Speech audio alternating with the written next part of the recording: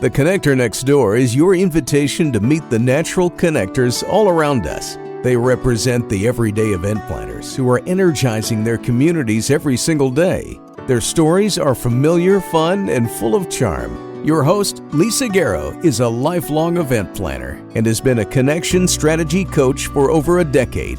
She knows events can become energized connecting points where communities can gather and grow. Let's listen in as she strikes up a conversation with today's Connector Next Door. Christa Hiebert is a soulful advocate who approaches life with open arms. No challenge is too mighty. As a community builder, office manager, and executive assistant at Alaris Equity Partners, and a dedicated mom of 2 girls, she looks at every challenge as a chance to learn, grow, and thrive. She's an igniter and an inspiring leader who serves as the volunteer president of the Calgary branch of the Association of Administrative Professionals. Since Christa and I met a couple of years ago, I have admired her sass, her grit, and unshakable belief to challenge the status quo. It was with that grit and growing appreciation for those that have fought and are still fighting for our freedom that she advocated to paint a poppy crosswalk in her home of Chestermere, Alberta, and she founded Glorious and Free, a Canadian Veterans Awareness Group, in 2021. In her downtime, her thirst for adventure takes over, and she has landed on multiple wake surfing podiums, and her fearless tenacity guides her through avalanche terrain on her snowmobile. Today, she continues to use her platform to uplift others while staying connected, supported, educated, and empowered to shine. Well, welcome back, everyone, to the Connector Next Door. And we've known each other, Christa, for some time, and I have loved watching your personal journey and your professional growth. And you are all about taking things to the extreme where you're really embracing what maybe a lot of people haven't, and you're taking that into your leadership in a lot of different ways. And so I'm excited to talk to you today about what connection means to you, but also how does that look for the rest of us? And I know in the time that we have been able to spend together and learn together, there are a lot of cool stories we could tell, but I'm excited to have you here today. Thank you so much for having me, Lisa. We are in the middle of winter. We had a little bit of snow, so I know that you're a snowmobiler. Is this something that you've had a chance to do this year, or are you just way too busy for that kind of thing? Oh, I love that you mentioned the snow. When it was Groundhog Day and we had 6 more weeks of the cold weather, I got excited. So yes, we go almost every weekend to the Rocky Mountains and all through the Monachies, and my husband and I snowmobile pretty aggressively in the Alpine, and we absolutely love it. Yeah. So it's been a good year so far. And it's fun when we were talking, this would have been a couple of years ago when we were having some conversations about your leadership and how you're showing up. And you're like, that's my life. You lean into giving people an experience of something that might just be brand new to them, but that you love empowering people in your leadership and your work. How is that showing up for you these days? That's a great question, Lisa. And I love that you started by saying that I had an extreme leadership style. I thought that was kind of an interesting word because I definitely do like to go deep and fast in all my different experiences in life. But I think as a leader, it's just super important to me to make sure that different people that we're connected with are placed in the right position. And, you really find connections in life when you're in a situation where you're planning an event or you're hosting something or, tasking people up with different jobs, that person that you've aligned with yourself and with your goal is really in their wheelhouse too. Because I feel like when you're connecting with somebody and you're depending on them, it comes to a place where you're really trusting one another to go to that level of commitment or vulnerability. So I think my leadership style has always been to try to connect with people that are aligned with what the outcome and the mission really is. And when you find somebody that jives in some random environment. And it doesn't just have to be in planning an event, in everyday life. And you kind of have this synergistic match. You go, okay, we can take on the world together. And I think that's just always been in my heart of hearts in any realm. So like you said, with snowmobiling, I want to position myself with other female strong riders, because I can go with my husband and he can muscle his way through it. But I'm like, if I want to get good and I want to really keep up with the boys and be in the man's world, well, I'm going to learn from women who are seriously kicking some butt out there. So who are those people? But that person and that connection might not really serve me in my administrative job on my day-to-day basis. So I think it really comes to, finding those authentic connections and what's really relevant in your life at that time. And what's so interesting about you saying who you want to be mentored by, I think those are the people you love to mentor as well. The ones that are really ready to get going and ready to learn the skills and ready to go for it. And in some cases, take the risk when we are in our comfort zone and we're feeling like, I could maybe try that, but I don't even know what that would even look like. And you're someone that if you've got the energy and you've got the time and you have that desire to try something new, you would be the person that it's like, all right, let's align, let's find a way to do it. Let's book a time, let's get out there and let's make it happen. And with confidence that you're able to lead people through. And I see that you said, how does that sort of fit with the administrative work you do or your leadership for other administrative professionals? I feel like it is exactly that, like where you're in that space where you're saying, let's do something amazing and let's do it together. But it does take both people leaning in. And if somebody's sitting back and saying, oh, maybe not, or I've tried that once and it didn't work. And I would guess that's not very motivating for you to kind of, there is no way to align and do big things if you've got somebody that just isn't willing to step in and risk what that could look like. Yeah, I think that's an interesting observation. I always am looking for somebody in so many areas of my life that has a willingness to just do more. I mean, my kids even ask me, I have 2 little girls and, I drag them all over the place with us and they'll go, where are we going today, Mommy? I said, oh, we're going on an adventure.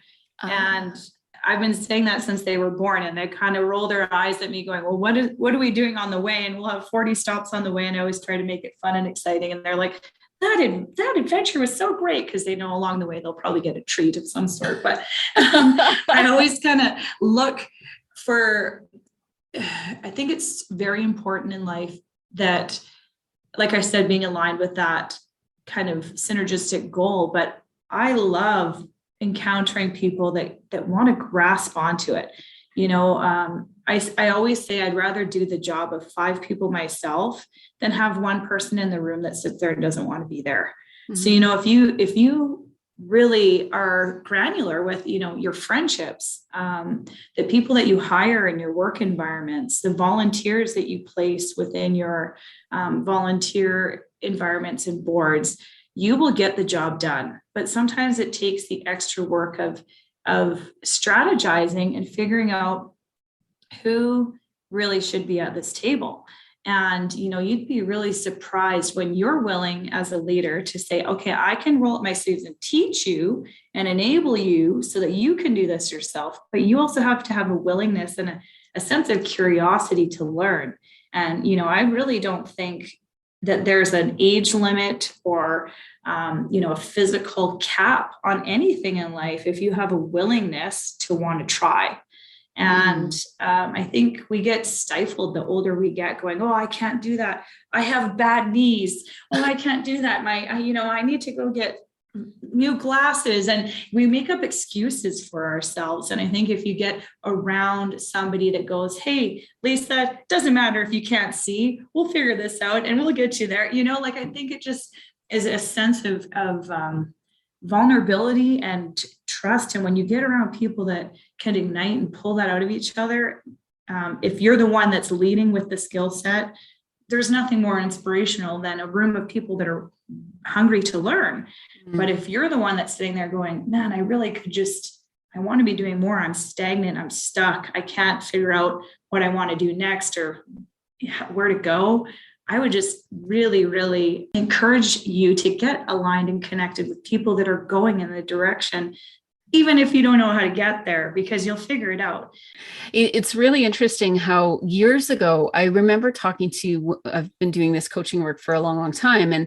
And I remember talking to some nonprofits that felt like they were on the difficult side of a relationship with a company or an organization. How do we get them to give to our organization or to our cause so we can do more of this good work? And they're so busy thinking about, and in some cases, belly aching about how they are not getting the dollars they need to move forward. And the way that I used to describe it was a super highway. If you've ever been on some of these, 6-lane super highways, everyone's just like trucking it, like they're really going so quickly. And it's almost like some of these organizations were trying to wave at the people going by and saying, we're here and we want some support, or we're doing good work. And it's all true. They need the support and they're doing great work in the community.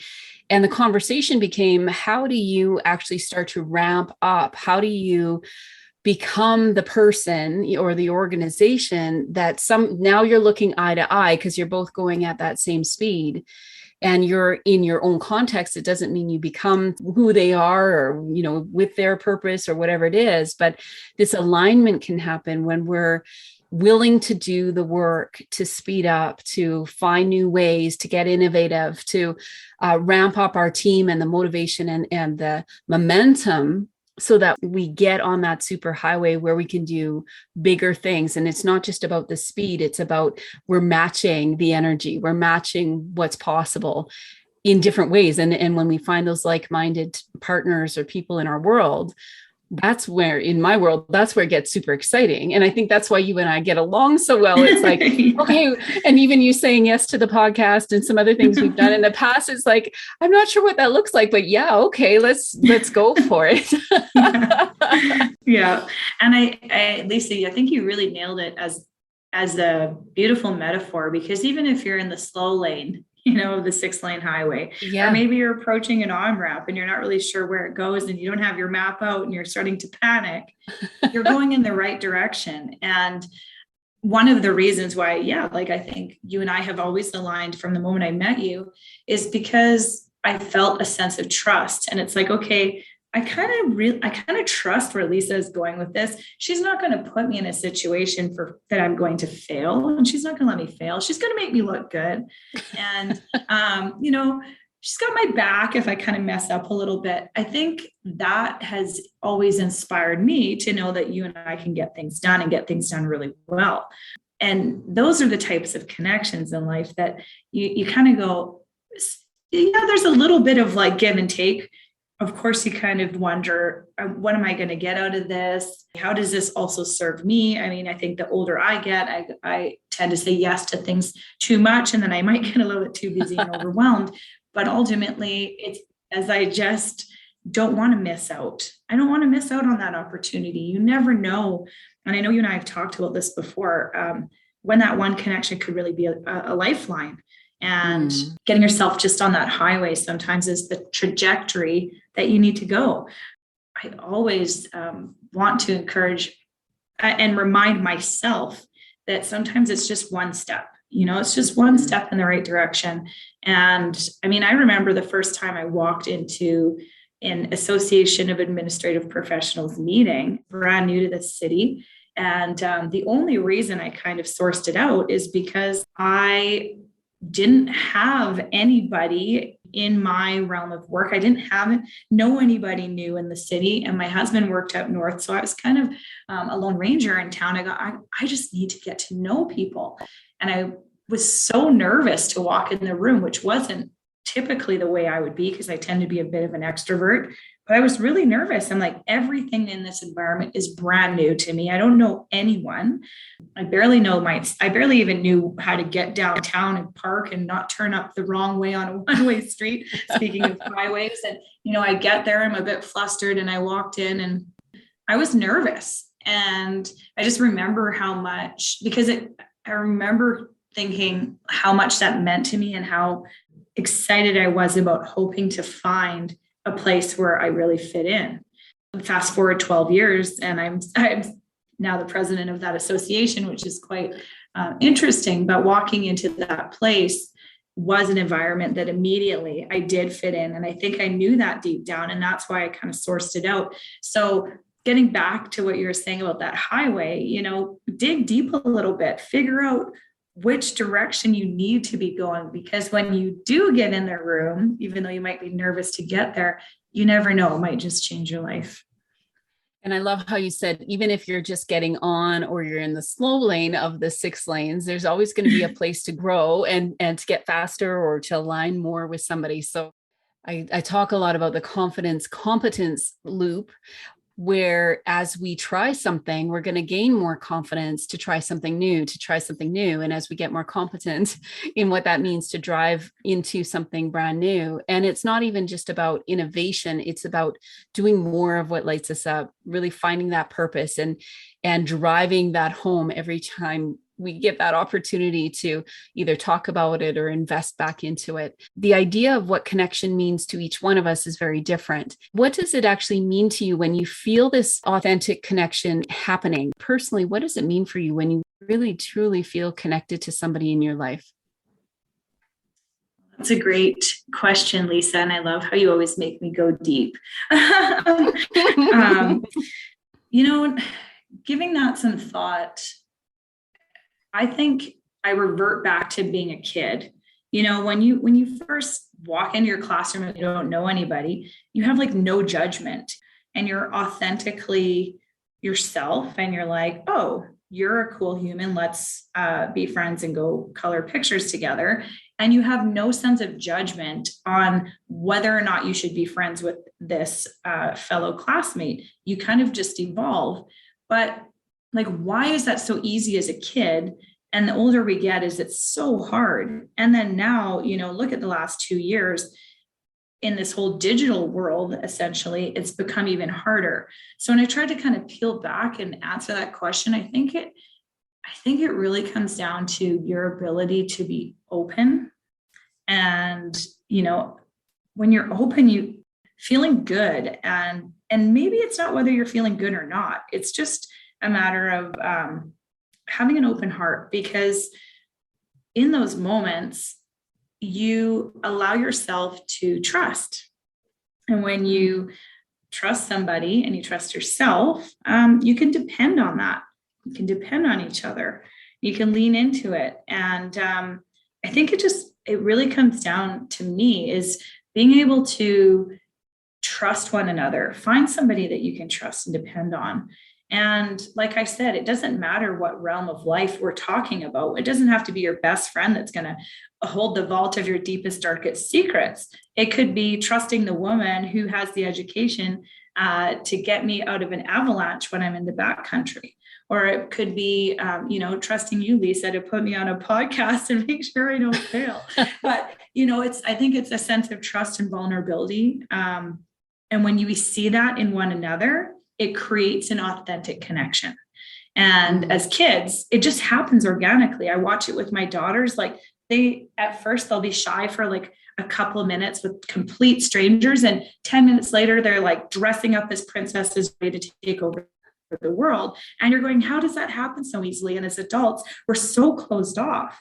And, there's things that happen in our life that, of course, they close these doors where we're going, I don't want to be vulnerable. I've been hurt there. I've been challenged in that area. I don't really want to expose that part of myself.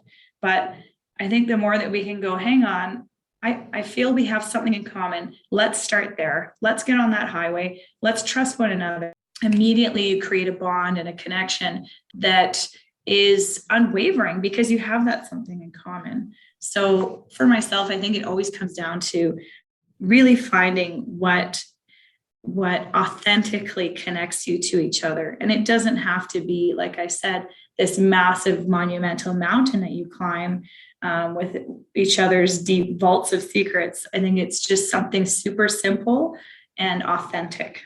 And that's the spice of life. It is. And it's such a perfect example when we think of us as younger kids and where we would give ourselves to a moment that we don't really know where it's going, and we're not used to mapping out the next 6 months now with this friend and where we're going to be. And really, I love that analogy where if we can lean in and awaken, and I'm finding that in my own life is I'm starting to open the doors to trusting more again. I'm so curious as you're talking, were there people in your past or in your childhood or as you were growing up that were actually that model for you, where you could either trust them or they taught you what trust actually looked like? I think I was very fortunate to be raised by parents who just emulated that constantly. My dad was the type of guy, he'd say, "I love you" to everybody.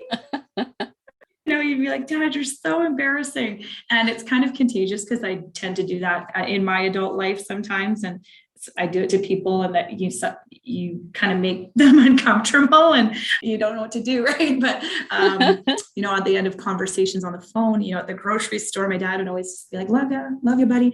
And, I think it just always put him in a position where people were willing and ready to trust him and he was just the guy that you'd call when something was tough. And, I can just put my finger on that right away. And it certainly has influenced my life. And hopefully I can continue to spread that in just authentically in who I am. But I'd say he was an exceptional role model in that regard. And if you ever would have had the chance to know him, could attest to it, because he would definitely have told you that in conversation.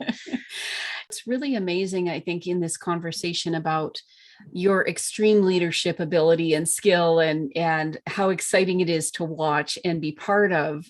I think when we talked the other day about you coming on the podcast, and I was saying it's kind of this bulldogishness in the work that you do, that you're just going there, right? You care so much that the work gets done and that it's done well, and not just expertly, but that you're pushing the envelope with the work that you do. And I would love for us to touch on something that was pretty cool that you had put together last year. So this was, I think when I had started the podcast, I'm like, I have to get Christa on to talk about this project that you were working on. But essentially you were painting poppies on a walkway. Can you tell us a little bit about where that concept came from and how you kind of followed through and made that happen for the good of the community? That was just another random thing that I dug myself into by, I'd say, back to talking about being authentically who you are. For me, I always just kind of desire to know who's around me.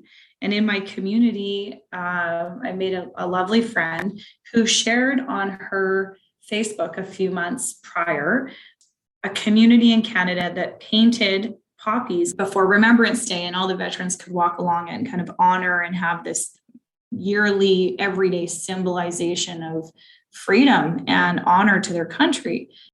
And I was so touched by it. I immediately messaged her, and we were new friends at the time. And I said, "Oh my gosh, could you imagine doing this in our city?"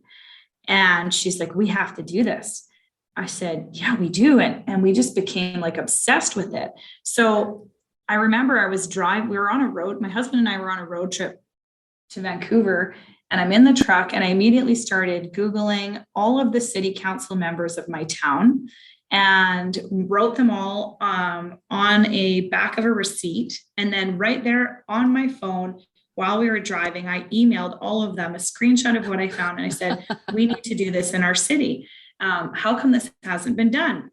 And then I messaged my lovely friend and said, "Hey, here's these contacts." And she goes, "Oh, I'm going to email them too." And then we just totally inundated our city council and said, "We want to do this in our city. And here's where we think we should do it. And this is the paint we should use." And we just totally became obsessed. And this is the stencil. And this is why. And we should do it on this date before this date. And we just ran with it. And I think two parts was, one, I had another fellow friend who was willing to roll up her sleeves and do the work. But I was like, she's like, "Yeah, let's do it." I'm like, "Okay, you better be careful, because when I come in, we're going to do this." That's exactly. and somehow, I grew up in a family with veteran, my grandfather was in World War II. My great grandfather was in World War I. They were very, never missed Remembrance Day, and had all these stories that they're kind of private about. And as a young girl, I wish I knew more and had the opportunity to learn more from them. But I definitely grew up with a sense of honor for that. I never was really a part of a huge veteran movement or, Remembrance Day and all these things. But somehow this just became so deeply important to me. But come to find out, there was a bit of controversy around this, which was just my own excitement. And I missed the fact that the actual poppy in itself is trademarked. Who knew until it was actually painted on the ground that we had a bit of controversy there. Ended up working through that. We managed to paint this absolutely beautiful crosswalk across one of the main walkways in our hometown, right up to the cenotaph. We had this huge celebration, and we really designed it around being able to honor our veterans every single day of the year, and it not just be something that, is only on Remembrance Day. And my girlfriend and I really brought us close together. Her young son, who just turned 15 at the time, jumped on board and was like really curious and passionate about, why do we do this and why should we honor our veterans? And it just created this amazing dialect in our community. I began to meet people all around me. Of course, that filled my love tank to the brim, because now I'm getting to know my neighbors and getting to know my city council. The news wants to call me. It was like a chaos, but it was like the most incredible moment because we were able to accomplish something just by getting curious. And you weren't willing to let it go. And I think that that's the amazing thing. Sometimes some of us will check out. Like if it gets too difficult or if there's too many complications, we don't know well enough what is driving us to initiate something or start something or rally people together and connect people. You couldn't have done it had you not connected with your friend and with the council and with others, and even working through the whole copyright on the poppy and all of that, all of the steps that it took. And to see the photos that you were putting on social media and the impact that it was to the community. What was some of the feedback that you were getting on the day and after the fact? What were people saying about that? It honestly is astounding. There was so much support. We ended up having a reveal, like we did a reveal of the memorial crosswalk. We had city council, we had MPs, we had a massive support of local veterans. It was phenomenal. The news broadcasted it. I had family members from Saskatchewan and Manitoba.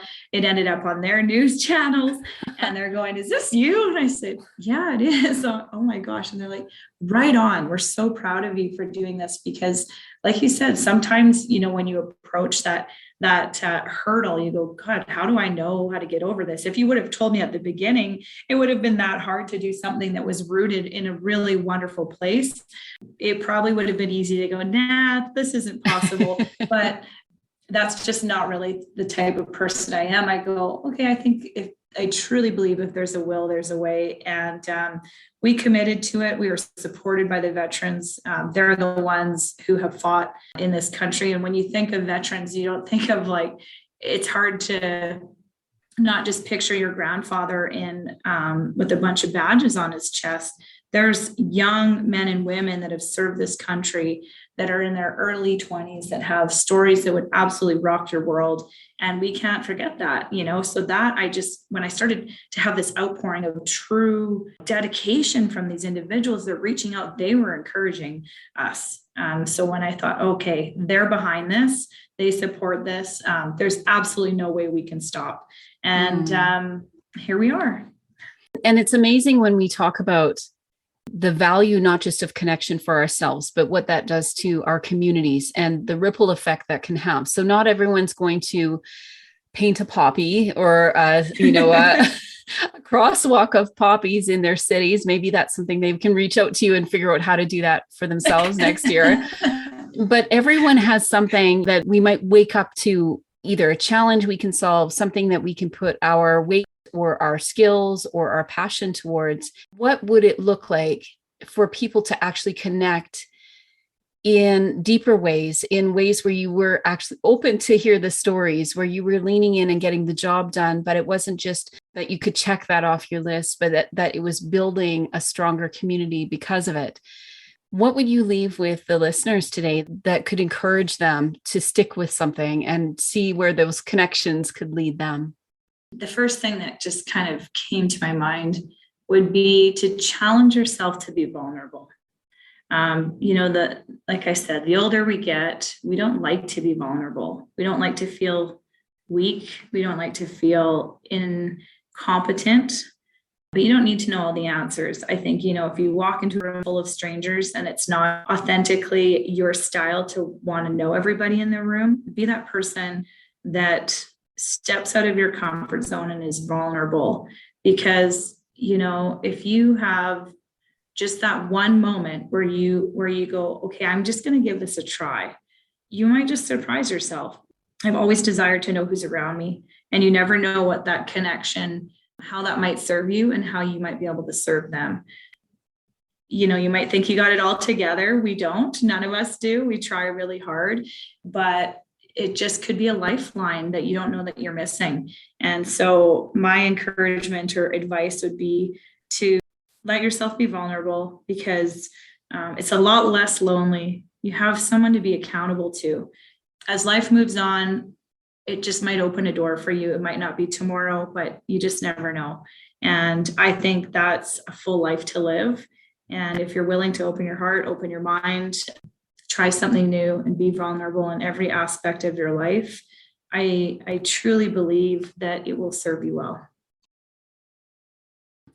I love that. And I love that it is an encouragement to all of us to not know exactly what's on the other side of that, but just to step into that a little bit more every day. And what does vulnerability mean to each one of us, and allowing something cool or interesting or exciting to be birthed from that step. And so what a cool encouragement that is.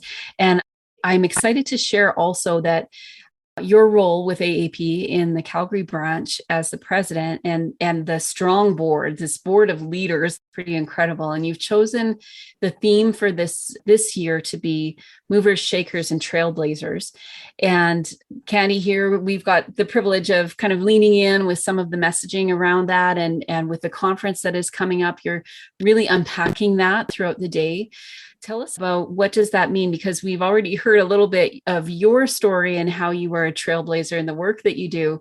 What are you hoping to really empower these administrative professionals when they come to the conference? What is that message for them in all of this?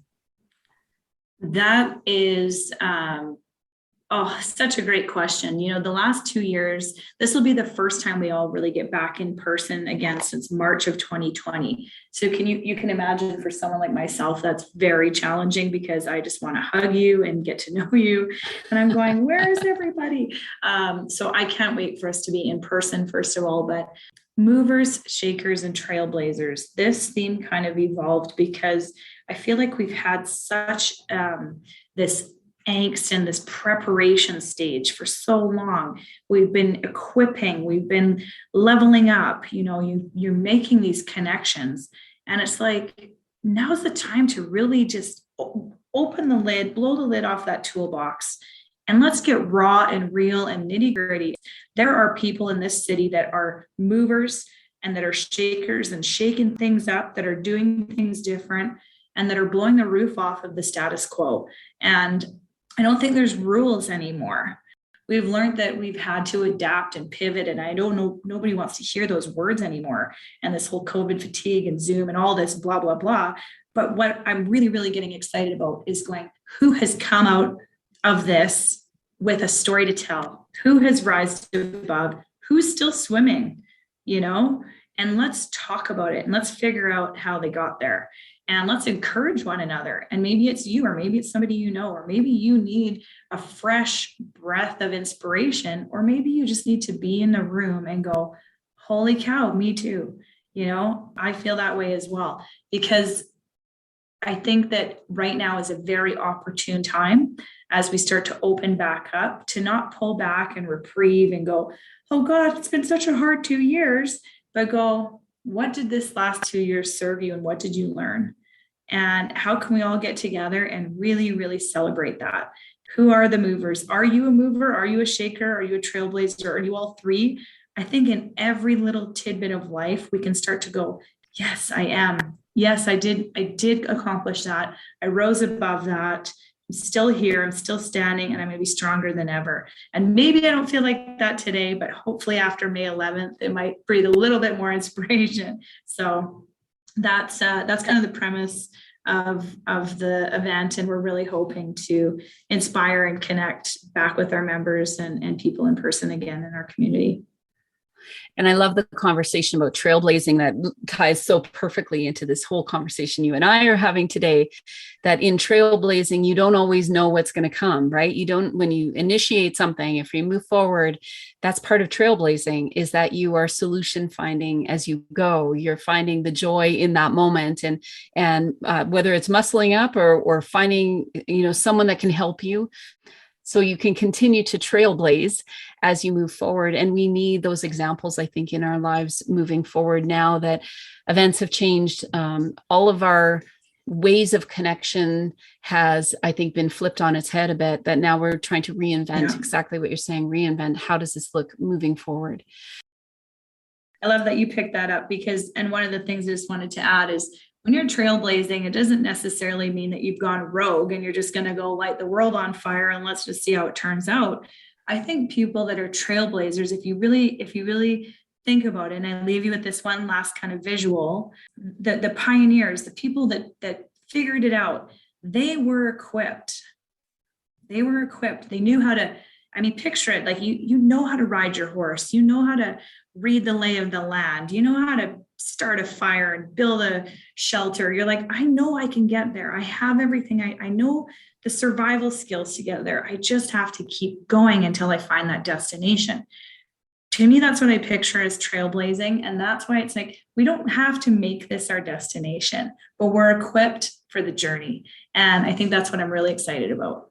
I love it so much. And I'm so excited to be there. I know May's a little bit ways away. How can people get a hold of you if they want to continue this conversation or learn more about the conference, or if they're trying to trailblaze and they just need a little encouragement? How do they get a hold of you?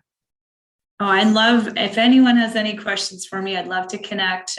You can find me on LinkedIn, Christa Hiebert, or anything with the AAP.